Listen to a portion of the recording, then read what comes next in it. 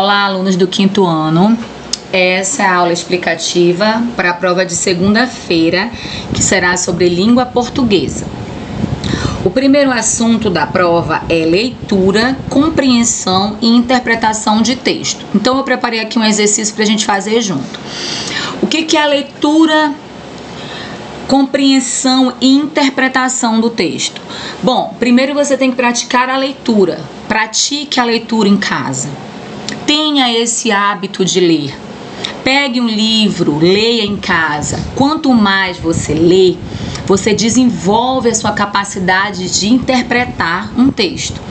Se eu leio, eu compreendo o que aquele texto quer me dizer e vou interpretar ele para poder responder as perguntas. Isso é que é a leitura, compreensão e interpretação. Bom, eu tenho esse texto aqui, A Raposa e a Cegonha. Vamos ler comigo. Eu leio aqui e vocês leem aí. Um dia a raposa convidou a cegonha para jantar e serviu-lhe sopa, que ambas gostavam muito, num prato raso. "Estás a gostar da minha sopa?" perguntou, enquanto a cegonha bicava em vão no líquido, sem conseguir comer nada. Veja bem, vamos avaliar esse primeiro parágrafo. A raposa convidou a cegonha, que tem um bico longo, para tomar uma sopa em um prato raso. É claro que a cegonha ia bicar em vão, porque ela não ia conseguir tomar aquela sopa, já que ela tem um bico extenso, um bico longo, e o prato era raso. Avaliamos o primeiro, né? Vamos continuar lendo. "Como posso saber se nem consigo comer?" respondeu a cegonha, vendo a raposa lamber a sopa com um ar todo deliciado. Dias depois, foi a vez da cegonha retribuir o gesto, pelo que convidou a raposa para comer com ela na sua casa à beira do lago. Então, agora, nesse parágrafo, a cegonha convida a raposa para comer com ela na sua casa, que ficava à beira do lago. Serviu-lhe a sopa num jarro largo. Um jarro, veja bem. Um jarro é como se fosse uma jarra, né? Comprida e funda. Embaixo e estreito em cima. Veja bem, grande embaixo com estreito em cima, ou seja, ele tinha era uma jarra realmente, grande embaixo e estreito em cima. Está deliciosa, querida amiga", exclamou a cegonha, enfiando o comprido bico pelo gargalo. "Não achas? Veja bem, se era uma jarra, com certeza a cegonha ia conseguir tomar a sopa, porque ela ia enfiar o bico dela dentro da jarra e aí conseguiria tomar." Claro que a raposa não achava, nem podia achar nada, pois o focinho da raposa não passava pelo gargalo estreito do jarro. Tentou várias vezes sem sucesso, até que, bastante mal-humorada, se despediu da cegonha, resmungando entre dentes: "Não te achei graça nenhuma." Avaliando esse texto, nós podemos ver que tanto a raposa quanto a cegonha não queriam agradar uma à outra. Pelo contrário, quando a raposa chamou a cegonha, ela serviu em um prato raso que a cegonha não podia tomar a sopa. E quando a cegonha convidou a cegonha serviu numa jarra, onde a raposa não conseguia colocar o focinho para tomar a sopa. Entendemos a fábula, né? Porque uma fábula é uma história onde animais têm comportamentos de humanos, né? Entendemos essa história, entendemos essa fábula. Agora nós vamos responder o texto. Nós já lemos e já compreendemos. Agora nós vamos interpretar para responder as perguntas. Então, na prova, qual é a dica que eu dou? Leia igual eu fiz agora com vocês. Leiam com atenção o texto, leiam calmos, nada de pressa, faça com tranquilidade. Leia com atenção para assim responder as perguntas. Tá com dúvida nas perguntas? Volta no texto, relê novamente esse texto para conseguir responder essas perguntas, tá bom? A primeira pergunta diz: quais são os personagens da história? Quem é que tá na história? A raposa e a cegonha. Eu já sei, né? Nós lemos juntos e sabemos a resposta. A raposa e a cegonha. Já respondemos a primeira. Para que a raposa convidou a cegonha? A raposa convidou a cegonha para tomar uma sopa, não foi isso? Para tomar uma sopa. Já respondemos a segunda. O que perguntou a raposa à cegonha? Aí a gente vai no texto. O que perguntou? Olha só. Estás a gostar da minha sopa? Perguntou quem? A raposa. A raposa que perguntou para a cegonha, enquanto a cegonha bicava em vão no líquido, sem conseguir tomar nada. Então, o que a raposa perguntou à cegonha? Estás a gostar da minha sopa? Estás a gostar da minha sopa? Foi a pergunta que ela fez. Respondi a outra. O que respondeu a cegonha? Tudo tá no texto. Tá com dúvida? Volta no texto.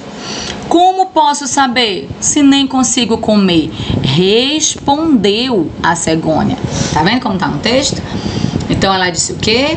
Como posso saber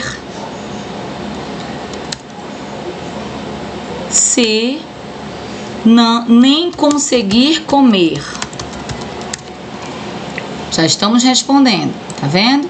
Então, tudo o que tiver relativo a que essas perguntas sempre vão ser encontradas no texto. Eu respondi essas. Vocês podem responder as outras. Quando vocês estiverem vendo esse vídeo, pegue um caderninho. Vai respondendo aí para ver se você consegue. Porque aqui na hora da prova é só isso. É ler e interpretar. Essas respostas vão estar sempre no texto. Sempre. É só ler, tá bom? A gente vai para o próximo assunto, que são as acentuações gráficas. Bom, quando eu falo em acentuação gráfica, primeiramente, antes de mais nada, precisamos saber o que é sílaba tônica. A sílaba tônica é aquela parte da palavra, é aquela sílaba que é mais forte, que quando a gente fala, o tom da nossa voz sai mais alto. Essa é a sílaba tônica, é a sílaba mais forte da palavra. Eu tenho aqui oxítona, paroxítona e proparoxítona. Qual é a diferença delas? A oxítona, a última sílaba será a mais forte. A paroxítona, a penúltima sílaba será a mais forte. E a proparoxítona será a antepenúltima sílaba mais forte. Quando você for contar, você precisa contar do último para o começo. Último, penúltimo, antepenúltimo. Em algumas palavras, o acento está lá para mostrar que aquela sílaba é a mais forte. O acento agudo, que é esse tracinho, ou o acento circunflexo, que é o chapeuzinho. Eles indicam para vocês qual é a sílaba mais forte dessa palavra. Se for a última sílaba, você já sabe que é oxítona. Se for a penúltima sílaba, já sabe que é paroxítona. E se for a antepenúltima, já sabe que é proparoxítona. Vamos fazer um exercício rapidinho. Eu vou começar e aí vocês terminam. Vamos ler aqui. Filhote. Olha só, eu separo primeiro a palavra. Filhote. Olha só como eu falo, não tem acento. Então, como descobrir qual é a sílaba? Falando a palavra, e a sílaba que for mais alta, ali está a sílaba tônica. Olha a palavra, filhote. Filhote é o lhó, porque eu não falo filhoté, e para ser essa aqui, ela teria que estar acentuada, porque toda palavra pró-paroxítona ela é acentuada. Agora aqui, ó, telefone, a gente vai separar ela em sílaba, tá bom? Te, le, fon, né. Aí a gente vai botar aqui a separação, telefone. Vamos lá, vamos falar a palavra pra gente saber qual é a mais forte. Telefone. Telefone. Você percebe que é o fó? O fó é a sílaba mais forte. Então, se eu já identifiquei ela, agora eu vou contar. Última, penúltima. Se ela é penúltima, ela é paroxítona. Ela é uma palavra paroxítona. Agora a gente vai fazer aqui, ó, urubu. Vamos lá. Urubu. Gente, vocês têm que separar a sílaba de acordo com como vocês falam, tá? De acordo com como nós falamos. Eu falo a palavra urubu, então eu tenho que separar urubu. Falando, não tem acento. Então eu já sei que eu vou ter que descobrir falando. Vamos lá. Urubu. Urubu. Logo identifiquei que o bu é o mais alto. Se o bu é mais alto e é a última sílaba mais forte, então essa palavra aqui ela é oxítona. A oxítona é a última sílaba mais forte. Ok? E esse resto aqui vocês também vão fazer aí de acordo com o que eu estou ensinando. Vamos para o próximo assunto. Sinais de pontuação. Também vai estar na prova. E são muito importantes para vocês conseguirem ler um texto, tá? 2 pontos, que é esses 2 pontinhos aqui. Quando ele é usado? É usado para avisar que algum personagem vai falar ou que vai iniciar uma listagem. Por exemplo, se eu disser assim, Maria falou, coloco 2 pontos, porque eu estou avisando que um personagem vai falar. Ou se eu disser, fui à feira, comprei 2 pontos, aí eu vou fazer uma lista. Uva, melão, abacaxi. Então, os 2 pontos só é utilizado nessas 2 ocasiões. Para avisar que um personagem vai falar ou para iniciar uma lista, ok? O ponto e vírgula, ponto e em seguida uma vírgula, é usado para dar uma pausa maior que a vírgula. Eu quero pausar o meu texto e eu preciso de um espaço maior, um tempo de pausa maior, eu uso o ponto e vírgula. Reticências, são esses 3 pontinhos aqui. Ele é usado quando não se termina de escrever uma frase e a pessoa ainda está pensando no que vai falar. Eu não terminei meu pensamento, eu ainda estou pensando, mas não quero escrever o restante. Então eu ponho reticências, que são esses 3 pontinhos, ok? O travessão, a gente já sabe, estamos estudando isso há um tempinho, né? Indica o diálogo, uma conversa, né? Se eu estou conversando, eu tenho que colocar o travessão antes da conversa, ok? O parêntese e as aspas, que são esse aqui, ó, parêntese e as aspas, eles são utilizados para chamar a atenção de alguma parte do texto. Eu quero deixar uma parte do texto em evidência. Eu quero deixar uma parte do texto chamar a atenção maior do que o restante.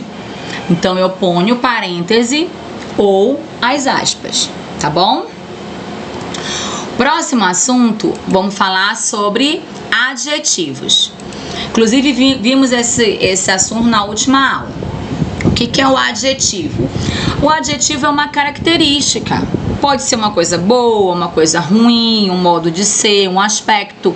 Sempre que você pensar em uma característica, você pensa em adjetivo. Por exemplo, homem, homem bom. Pessoa, doente. Mulher, honesta.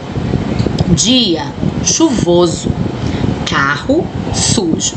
Tudo aqui, ó, que tá desse lado aqui, dando a característica para o substantivo, é chamado de adjetivo. Então, o homem, ele pode ser bom, ele pode ser mau, ele pode ser triste, ele pode ser feliz, ele pode ser branco, ele pode ser preto. Tudo que eu tô caracterizando é um adjetivo. A pessoa, aqui a pessoa está doente, mas a pessoa pode estar saudável, a pessoa pode estar feliz, a pessoa pode ser bonita, a pessoa pode ser feia. Entende? Tudo que eu caracterizo, o que eu estou dando uma característica é um adjetivo. O dia que está chuvoso, mas podia ser um dia quente, um dia nublado, né? Então tudo que eu caracterizo é um adjetivo. Vamos ver aqui algum exercício? Vamos lá. Os bichinhos lá de casa. Lá na varanda de casa, dentro de uma cestinha vermelhinha, olha só. Como a cestinha é? A cestinha é vermelhinha. Então, aqui eu tenho o adjetivo de cesta. A cesta é como? Vermelhinha. Está um gatinho preto. Como é que o gatinho é? O gatinho é preto. Então, a característica do gatinho é ser preto, adjetivo.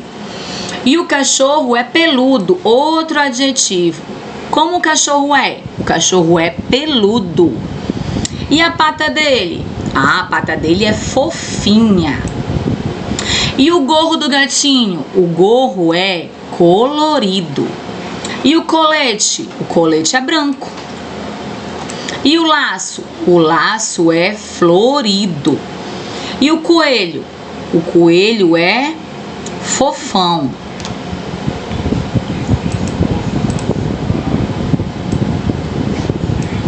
Então, aqui nós temos adjetivos. A cesta é vermelhinha, o gatinho é preto, o cachorro é peludo, a pata é fofinha, o gorro colorido, o colete é branco, o laço florido, o coelho fofão. Isso tudo que eu botei em vermelho são os adjetivos, ou seja, são as características, tá bom? Vamos agora para o próximo assunto. Palavras sinônimas. O que são palavras sinônimas? São aquelas que têm o mesmo significado. Nós já estudamos esse assunto, é uma lembrança do que nós já estudamos. Sinônimos têm o mesmo significado. Eu mudo a palavra, mas ela permanece com o mesmo significado. Fiel, leal. Oferecer, dar, dedicar. Oferta, dádiva, donativo. Tristeza, melancolia. Alegria, contente, satisfeito. Alto, elevado, belo, bonito, lindo. Vocês percebem que tem o mesmo significado? Então, sinônimo é uma palavra que tem o mesmo significado. Mas antônimo, o que é antônimo? Antônimo são palavras que têm um significado contrário. Então, alto é baixo. O antônimo de alto é baixo. O antônimo de amor é ódio.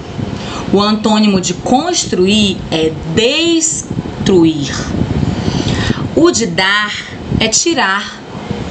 O de fiel é infiel. O de leal, desleal. O de perto, longe. O de riqueza, pobreza. Então, sinônimo é o que tem palavras iguais iguais de significativo. Elas não são escritas de forma igual.